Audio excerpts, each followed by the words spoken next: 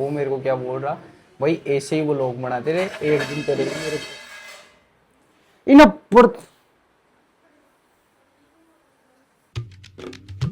Hey guys, welcome back to my new vlog. तो दोस्तों, राम राम सारे भैया।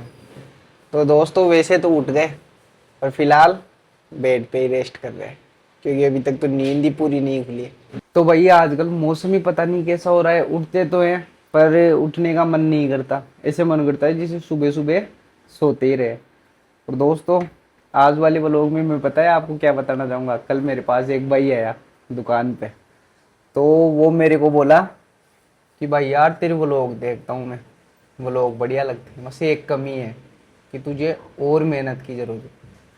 तो भाई मैं उससे बोला कि भाई एक बात बता, शुरुआत में कौन बेस्ट होता है? कुछ भी चीज़ में ले ले, कुछ भी चीज़ में कोई बेस्ट नहीं होता। वो मेरे को पता है क्या बोल रहा। अच्छा, अब क्या पता छड़ाने के लिए बोल रहे हो, उसके मन में कोई फीलिंग है तो सही भी बोल रहा हो, पर मेरे को तो छड़ाने के हिसाब से वो मेरे को क्या बोल रहा, भाई ऐसे ही वो लोग बनाते रहे, एक दिन करेंगे मेरे इन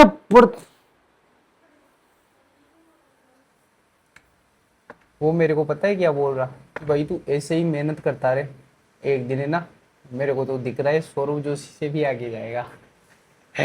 तो भाई मैं उससे बोला कि भाई सौरभ जोशी से आगे जाना कोई ऐसी मामूली बात थोड़ी है कि कोई छोटा मोटा चलता फिरता वो लोग तो है नहीं कि सौरभ जोशी से वो आगे जा सकता है। अब सौरभ जोशी यार कहाँ नामी हस्ती और कहाँ हम उसके 0.01% बराबर भी नहीं है फिलहाल तो। मतलब वो बोल रहे हैं कि तेरे को मेहनत की जरूरत है, तो भाई मेहनत से कुछ नहीं होता। मेहनत तो कर रहे हैं पर एक सबका लक भी होता है। अब मेहनत तो हम भी कर रहे हैं, मेहनत वो भी किया हुआ है अपने जीवन में, मेहनत सब करते हैं, पर एक एक तो होती है किस्मत कि कई की किस्मत साथ दे देती है और कोई की किस्मत साथ नहीं देती। तो शायद सौरभ जोशी की मेहनत तो उसने की है, शुरुआत से मेहनत की है, एक उसने उसकी किस्मत ने भी उसका साथ दिया है, दोनों काम हुए। अब हम हमारी मेहनत तो कर रहे हैं, अब देखते हैं किस्मत साथ दे या नहीं दे। तो भाई एक अजीब ही बंदा था वो, अजीब ही। तो मैंने तो बोला कि भाई देखते हैं, ट्राई तो कर रहे हैं, मेहनत कर रहे हैं, कोई हर कोई तो बेस्ट होता नहीं कि सौरभ जोशी से आगे जा पाते या नहीं जा पाते।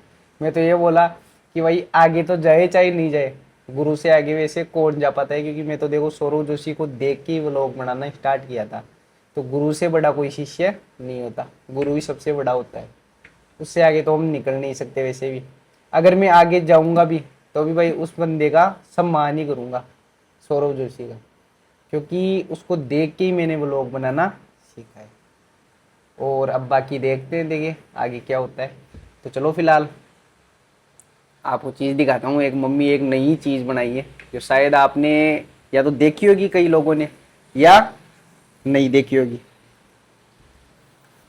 और ये लो भाई, मम्मी तो काटने लग गई सुबह पहले अनार।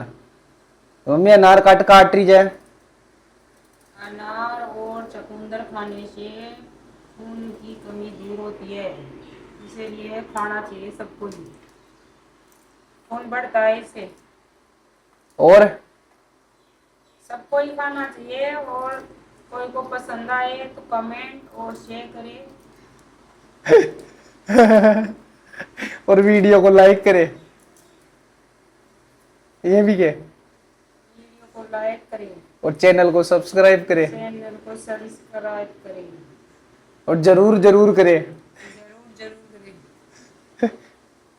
और अनार खा वासु बीमारी भी कोनो मैया सुनियो ने।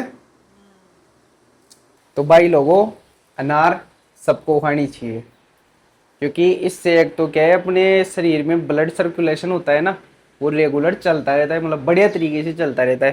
तो इसमें एक तो खून की कमी नहीं होती। कभी भी देख लेना किसी को अगर खून की कमी हो ना, कोई बीमारी को लेकर या किसी भी वजह से, तो डॉक्टर एक ही राय देता है कि भाई अनार खाओ। क्यों? क्योंकि अनार में बहुत पोषण, बहुत प्रोटीन होते हैं जो बीमारी को रिकवर तो करते ही करते हैं और एक बीमारी को कम भी करते जाते हैं।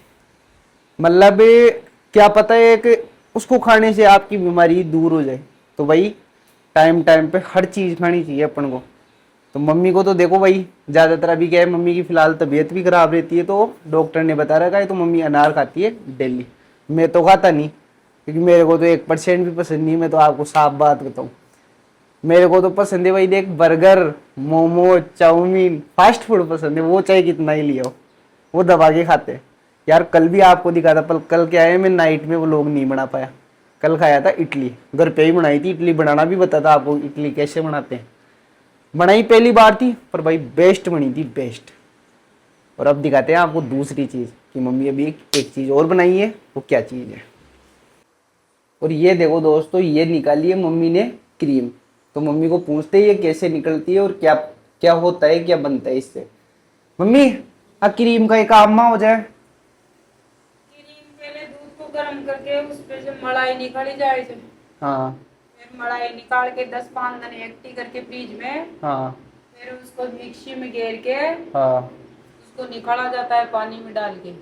फिर इससे बनता क्या है? फिर इससे अब शाम को इसको तपाएंगे हाँ। गैस माड़ा, और फिर घी बनाएंगे और फिर रोटी के लगा के मक्खन खाने में बहुत स्वाद आता है। देसी चीज हो जाती है, ऐसी घर की चीज हो जाती है, शुद्ध, शुद्ध। मिलावटी मिलावटी नहीं होती।